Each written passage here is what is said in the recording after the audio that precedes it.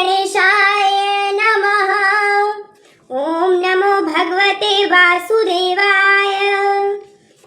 श्री सत्यनारायण व्रत कथा, जिसको सुनने से पहले हम श्री विष्णु भगवान का श्रवण करेंगे। ओम नमो भगवते वासुदेवाय। ओम नमो भगवते वासुदेवाय। ओम नमो भगवते वासुदेवाय। ओम नमो भगवते वासुदेवाय। ओम नमो भगवते वासुदेवाय। ओम नमो भगवते वासुदेवाय। व्यास जी ने कहा, एक बार नैमिषारण्य नामक पुण्य स्थल में शौनकादि ऋषियों ने महान पौराणिक श्री सुत जी से अपनी आज्ञा जिज्ञासा प्रकट की। ऋषि मुनि समय समय पर इसी प्रकार एकत्रित होकर मनुष्य मात्र के दुख निवारण और सुख संवर्धन के उपाय को खोजा करते थे। ऋषियों ने पूछा, ऐसा कौन सा व्रत या तप है जिसके करने से सभी लोग वांछित फल प्राप्त कर सकते हैं? यह विषय हमें भली प्रकार समझाइए। सुत जी बोले, एक बार नारद जी ने भगवान विष्णु से ऐसा ही प्रश्न किया था। उस प्रसंग को मैं कहता हूँ, आप लोग ध्यान पूर्वक सुने। एक बार नारद जी लोक कल्याण की भावना से विविध लोकों में विचरण करते हुए मृत्यु लोक पहुँचे। वहाँ उन्होंने अधिकांश मनुष्य को अपने ही सत्कर्मों के अप्रभाव से नाना प्रकार के कष्ट को पाते देखा। उनके मन में करुणा उत्पन्न हुई तथा प्राणियों के कष्ट और दुख कैसे मिटे, यह सोचते हुए विष्णु लोक जा पहुँचे। वहाँ भगवान विष्णु के सामने पहुंचकर उन्होंने उन जगत पालक की स्तुति की। स्तुति सुनकर भगवान ने नारद जी से उनका उद्देश्य पूछा। भगवान बोले, हे नारद, आप किस उद्देश्य से आए हैं? अपने मन की बात निसंकोच कहें, मैं आपकी शंका का समाधान बताऊंगा। नारद जी बोले, हे प्रभु, मृत्यु लोक में प्राणी अपने पाप कर्मों के फलस्वरूप तरह तरह की हीन परिस्थितियों में जन्म लेकर भीषण कष्ट पा रहे हैं। आप मेरे ऊपर कृपा रखते हैं तो ऐसा कोई उपाय बताइए कि कर्म फल का नियम भी ना टूटे और प्राणियों के दुख का निवारण भी हो जाए। भगवान ने कहा, नारद जी, आपने लोक हित की भावना से बड़ा ही सुंदर प्रश्न किया है। इससे मुझे प्रसन्नता हुई। मैं तुम्हें ऐसा व्रत बताता हूँ जिससे वह दुविधा दूर हो जाए।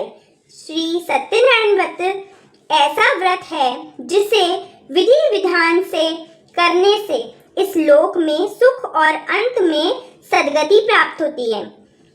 नारद जी ने पूछा, हे प्रभु, इस व्रत का क्या विधि विधान है, क्या फल है और इसके करने से पहले किया गया, यह सब कुछ मुझे विस्तार पूर्वक समझाइए।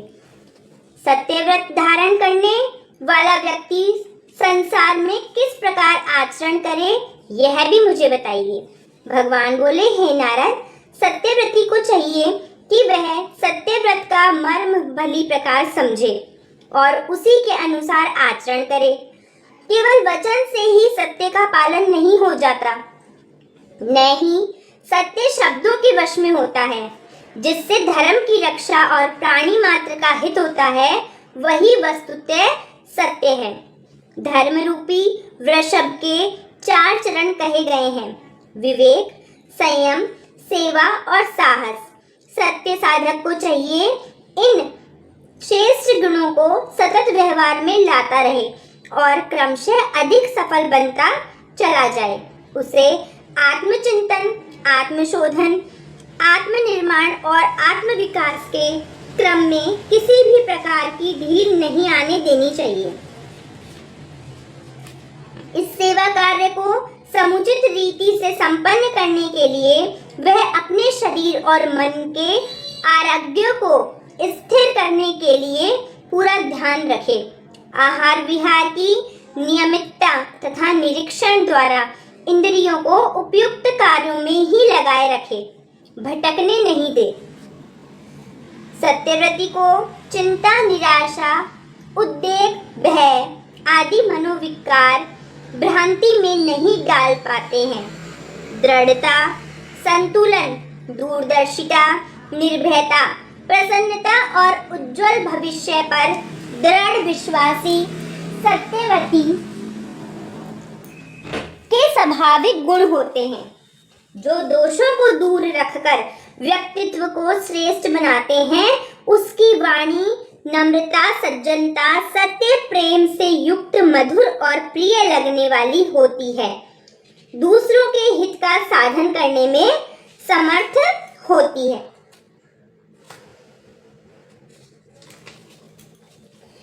वह कर्तव्यों की तुलना में सुखों को तुच्छ मानता है। बड़े बड़े प्रलोभन भी उसे कर्तव्य से नहीं डिगा पाते। श्रम और न्याय पूर्वक उपार्जन, कृपणता तथा अपव्यय से दूर रहकर धन का उचित व्यय करना सत्यव्रती के लक्षण हैं। वह धन, ज्ञान आदि विभूतियों को ईश्वर की पवित्र धरोहर मानता है और केवल उन्हीं में स्वार्थ न लगाए रखकर जनहित के लिए भी लगाता रहता है। ऐसा व्यक्ति अपने परिवार और समाज को उपवन मानकर कर्तव्यनिष्ठ माली की तरह शोधन, पोषण, संवर्धन करता रहता है। उसे सबके हित में ही अपना हित दिखाई देता है। स्वयं को बुरा लगने वाला व्यवहार वह दूसरों के साथ नहीं करता। वह आलसी या प्रमादी नहीं होता, वरन सत्य कार्य में श्रम करने को सदा तत्पर रहता है, एक क्षण भी व्यर्थ नहीं गवाता। इस व्रत को सुनकर उससे प्रेरणा लेकर अपने आचरण में इसे लाने से उनके समस्त कष्ट अवश्य दूर हो जाएंगे। नारद जी भगवान का अनुग्रह मानते हुए उनके चरणों में प्रणाम करके इस महाव्रत का संसार में प्रसार करने तुरंत चल पड़े। द्वितीय अध्याय। सुत जी कहने लगे, हे श्रेष्ठ जनों, अब मैं आपको सत्य व्रत धारण करने वालों की कथा सुनाता हूँ। किसी समय काशीपुरी में सदानंद नाम का एक बहुत गरीब ब्राह्मण निवास करता था। दारिद्र्य के कारण दीन भाव से व्याकुल होकर वह उदर पूर्ति के लिए भीख मांगता इधर उधर घूमा करता था। लोक रक्षक भगवान जिज्ञासुओं को सही सद्विचार, सत प्रेरणा द्वारा मार्गदर्शन देने के लिए स्वयं प्रकट होते हैं। वे सदानंद की सहायता के लिए करुणा रूप होकर एक वृद्ध महाभाग के रूप में उदय हुए और उसके पास जाकर कहने लगे, हे विप्र, तुम इस प्रकार दुखित अवस्था में इधर उधर क्यों भटकते हो? मैं तुम्हारा सब वृतांत जानता हूँ। सदानंद ने कहा, हे महाभाग, मैं एक दरिद्र ब्राह्मण हूँ, भजन पूजन करता हूँ और भूख मिटाने के लिए भीख मांगता हूँ। इस दीन और अभावग्रस्त जीवन से मैं बहुत दुखी हूँ। इसके निवारण का कुछ उपाय आप जानते हो तो कृपा करके मुझे बताइए। वृद्ध ब्राह्मण ने कहा, हे सच्चिदानंद, तुम ब्राह्मणोचित सन्मार्ग से भटक गए हो। असत मार्ग पर चलने के कारण तुम यह कष्ट पा रहे हो। ब्रह्मा तेज नष्ट हो जाने से ब्राह्मण की बुद्धि दूषित हो जाती है और भूसुर कहा जाने वाला ब्राह्मण दुर्बुद्धि के कारण असुरों जैसे आचरण करने लगता है।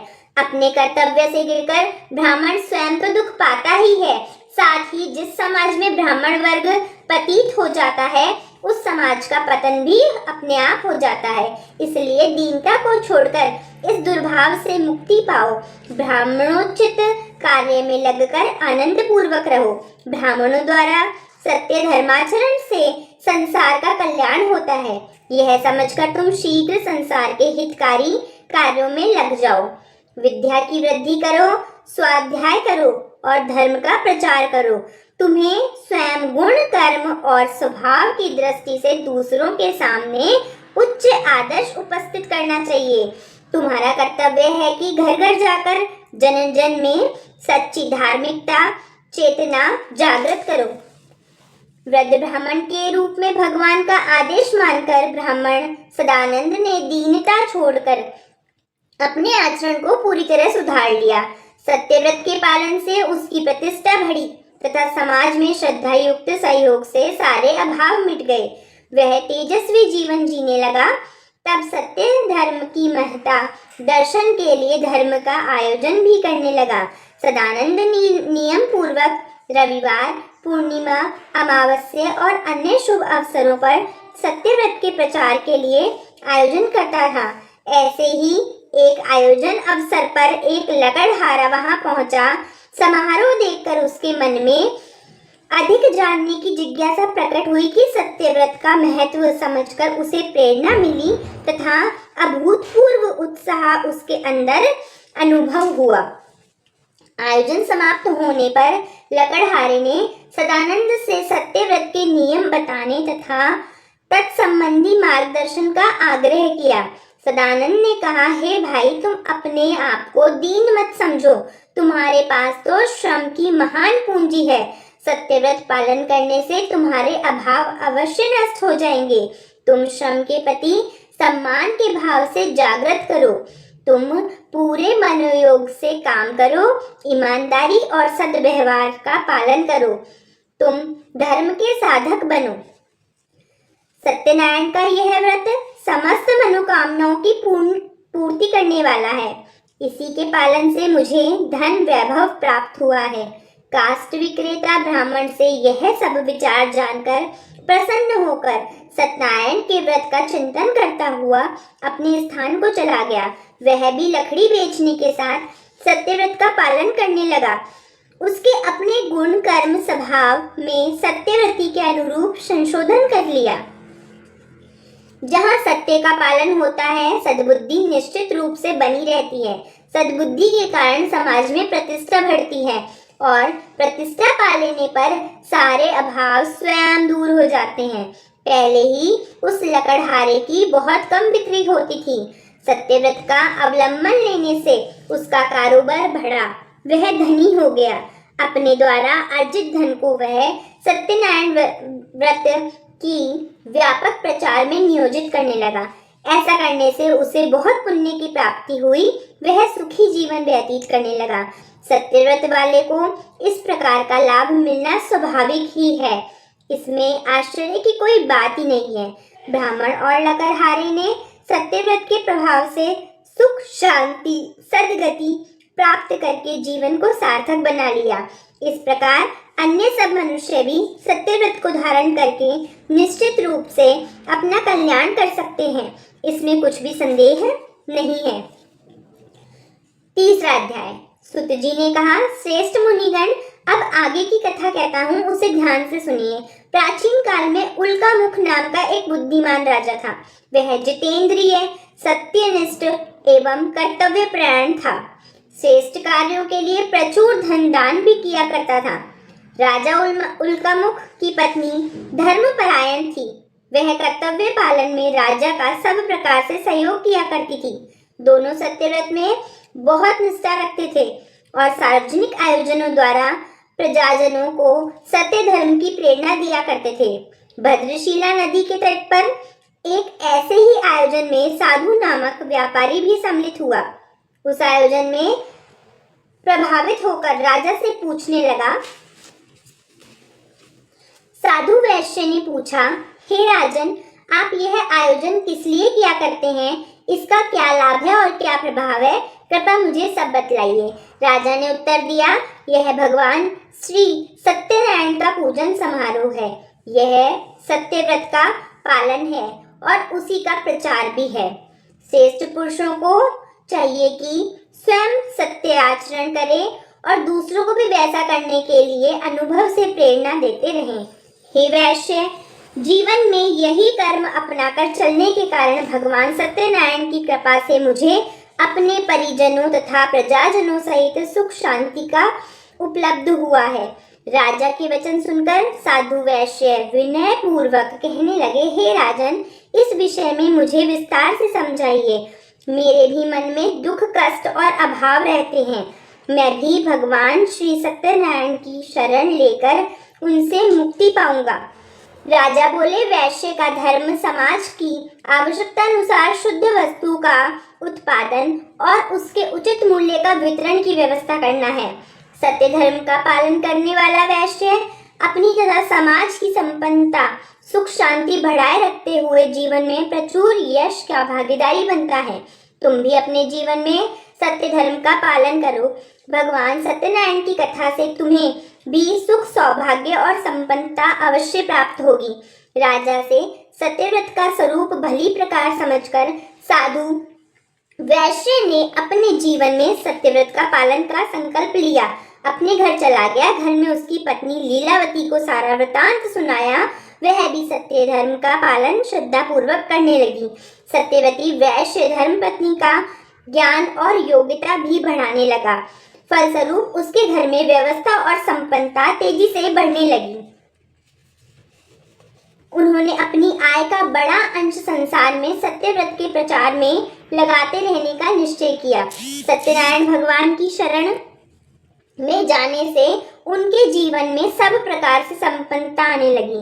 जीवन का समय प्रसन्नता से बीतने लगा। उनका आर्थिक और मानसिक संतुलन सध जाने पर वह वर्णिक दंपति अपने मन में संतानोत्पादन की इच्छा अनुभव करने लगे। ऐसी इच्छा मन में उठने पर उन्हें स्वप्न में निर्देश मिला कि वे पुत्र की अपेक्षा पुत्री प्राप्ति की कामना करें, क्योंकि कन्या सौभाग्य और आदर का चिन्ह है। उन्होंने प्राप्त निर्देशानुसार नियमित जीवन क्रम अपनाकर एक सुसंस्कारी व्रती कन्या को जन्म दिया।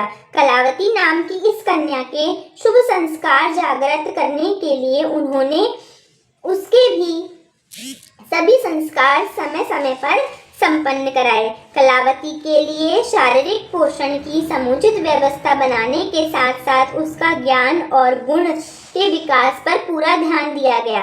कन्या को श्रेष्ठ गुण और क्षमता से संपन्न शिष्ट व्यवहार में कुशल बनाना माता पिता का पवित्र कर्तव्य है। कन्या कलावती के वयस्क और सुशिक्षित हो जाने पर उन्होंने उसका विवाह एक कुलीन परिवार में गुणवान युवक के साथ संपन्न कर दिया। वैश्य ने उस मनोहर युवक को अपने पुत्र की तरह मानकर स्वधर्म पालन तथा व्यापार संचालन के नियम सिखाए। साधु वैश्य ने उसे समझाया कि समाज की आवश्यकता अनुसार वस्तुओं का प्रचुर मात्रा में उत्पादन और विक्रय श्रम पूर्वक सावधानी व कुशलता से किया जाना चाहिए। जो वैश्य अपने हित के साथ खरीदार के हितों की भी रक्षा करते हैं, वही सच्चे अर्थ में व्यापारी कहलाते हैं। साधु वैश्य की सद्बुद्धि क्षीण हो गई। वह लोभवश उचित अनुचित का विचार करने के बिना ही अनीति पूर्वक धन कमाने लगा।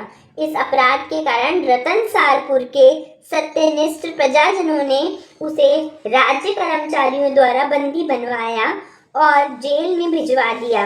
उसकी पत्नी ने भी पति से धर्म पालन कराने के अपने कर्तव्य को पूरा नहीं किया।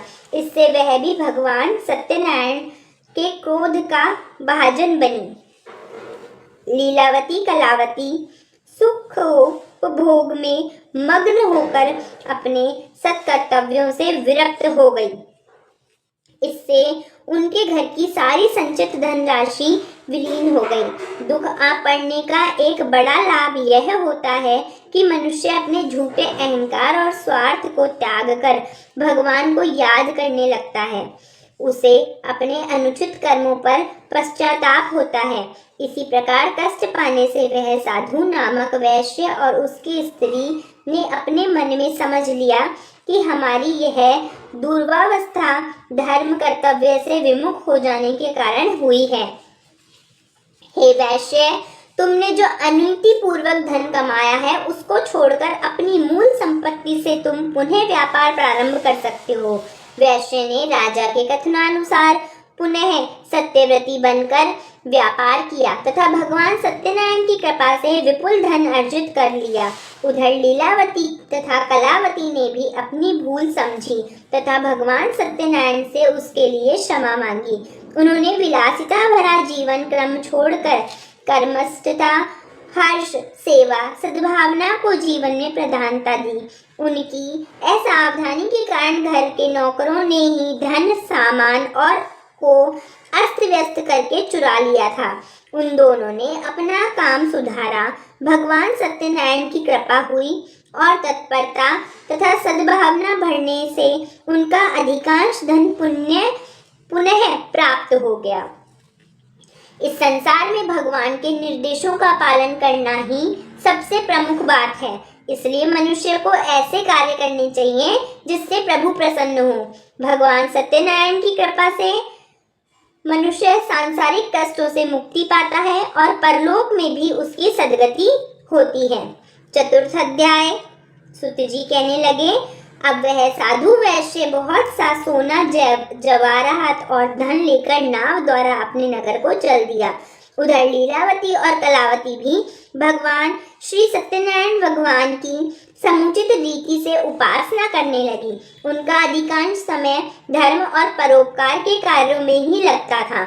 वे हृदय से सत्य व्रत का पालन कर रही थी। भगवान हमेशा मनुष्य के कर्मों की परीक्षा किया करते हैं। उनके विचारों में कुछ सच्चाई है या कोरा नकलीपन ही है। कपटी और झूठा मनुष्य भगवान को कभी स्वीकार नहीं होता।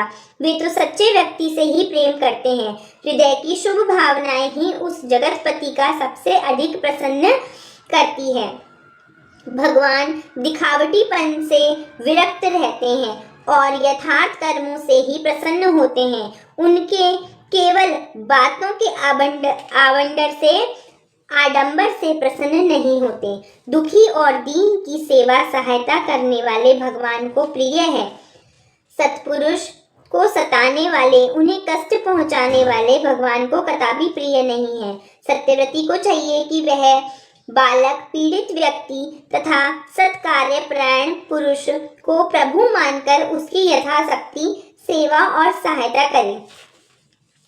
भगवान ने एक गुरुकुल संचालन करने वाले ऋषि के रूप में साधु वैश्य के पास पहुंचकर उसकी सत्यनिष्ठा की परीक्षा ली।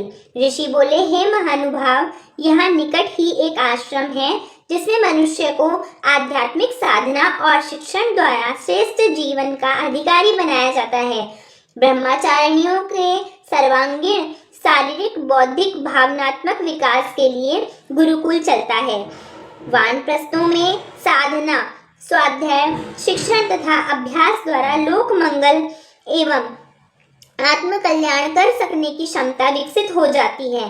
समाज सेवियों का ज्ञान प्रसार, रचनात्मक कार्यों का मार्गदर्शन और प्रशिक्षण एवं सहयोग भी यहाँ उपलब्ध होता है। समाज को समुन्नत बनाने, मनुष्यों का आत्मिक स्तर ऊंचा उठाने में इस आश्रम का बहुत बड़ा योगदान है। सत्कार्यों में सुसंस्कारी तथा श्रद्धायुक्त धन ही लगाने का नियम है। हमने सुना है आप सत्यव्रत का पालन करने वाले हैं। आप चाहे तो अपनी सामर्थ्य और श्रद्धा के अनुसार इस आश्रम के कार्यों का संचालन हेतु स्वेच्छा से सहयोग दे सकते हैं। किंतु साधु वैश्य पुनः लोभ के वशीभूत हो गया। धर्म कार्यों के लिए भी उसका अर्थमोह बाधक बन गया। उसने ऋषि को सहायता देने से स्पष्ट इनकार कर दिया और अपनी अदूरदर्शिता के कारण पिछले प्रसंगों को एकदम भुला दिया। लोभ और अदूरदर्शिता मनुष्य को डुबो ही देते हैं। साधु वैश्य अपनी तुच्छ बुद्धि के कारण भगवान का कोप भाजन बन गया। उसकी नौबत दुर्घटनाग्रस्त होकर समस्त धन सहित डूब गई। नाविक के प्रयासों से साधु वैश्य दामाद सहित किसी भी प्रकार से बच तो गया।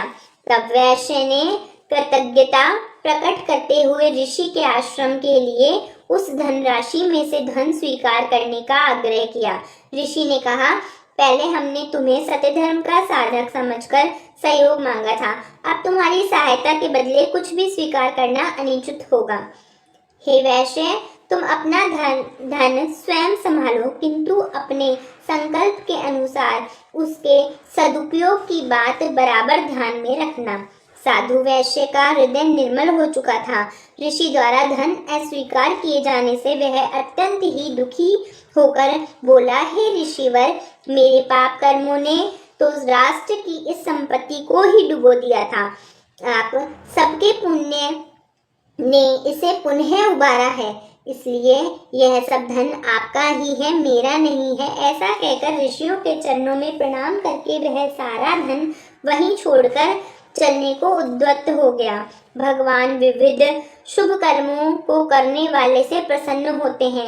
ऐसे व्यक्ति भगवान श्री सत्यनारायण की कृपा के अधिकारी बनते हैं। लीलावती कलावती भी अपने पतियों के साथ इस लोक में सुख सौभाग्य पाती रही और अंत में परम सुख की अधिकारिणी बनी। भगवान सत्यनारायण की महिमा अपरंपार है।